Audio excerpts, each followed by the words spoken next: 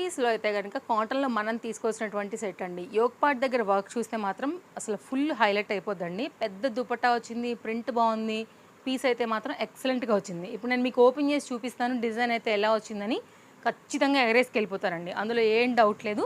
Open చేద్దాము. Bottom and dupattas అయితే కనుక మీకు ఇలా వచ్చేస్తాయి. దుపట్టా బాటమ్కి కూడా లైనింగ్ వచ్చింది. ఓపెన్ చేద్దాం.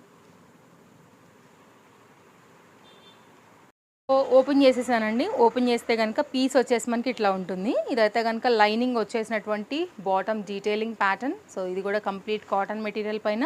అలాగే 2 మీటర్ అయితే కనుక మనకి దుపట్టా వచ్చేసింది. పీస్ కూడా చాలా బాగుంది.